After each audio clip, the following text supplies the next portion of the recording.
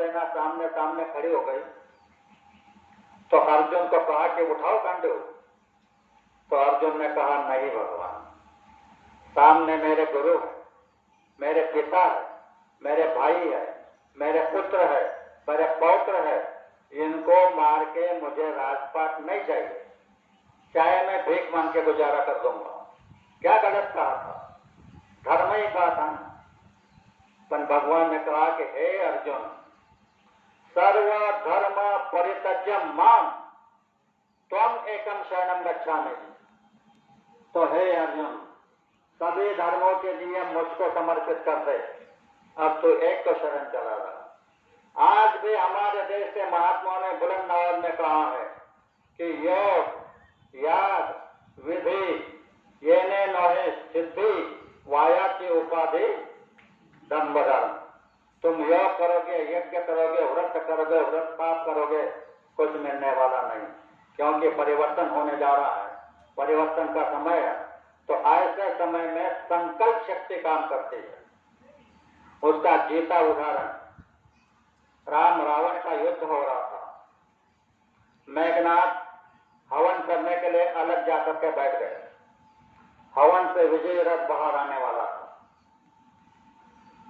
वह ऐसी स्थिति थी कि अगर रथ बाहर आ गया तो उसके जो घोड़े थे तो घोड़े का कानों में खंड थे खंड और कनों में बाण थे और वह बाण में राम का मरण था।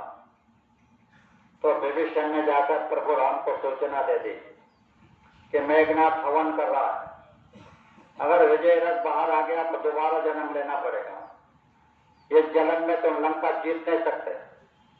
राम ने लक्ष्मण की तरफ देखा, हनुमान की तरफ देखा, ये दोनों गए हवन का विध्वंस कर दिया। अब 33 कोटि देवता को जीतने वाला इंद्रजीत जितना इतना बड़ा नुकसान हुआ, कितने क्रोध में उठा होगा। तो अगणित बाण चलने लगे। लक्ष्मण अपने दिव्यास्त्र का उपयोग करने लगे, सारे फैल जा रहे थे।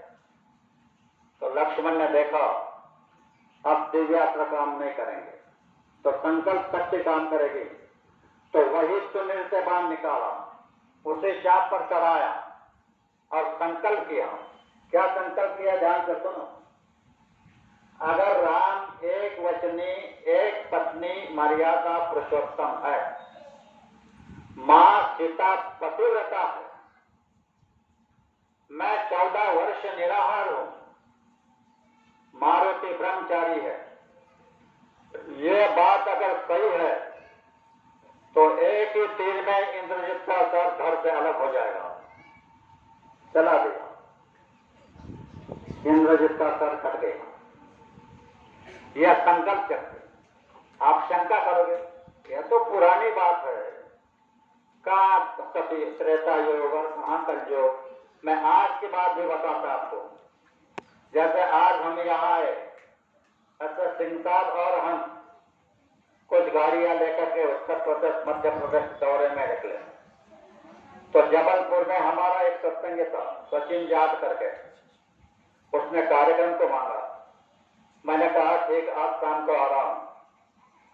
तो काफी दूर जाना था,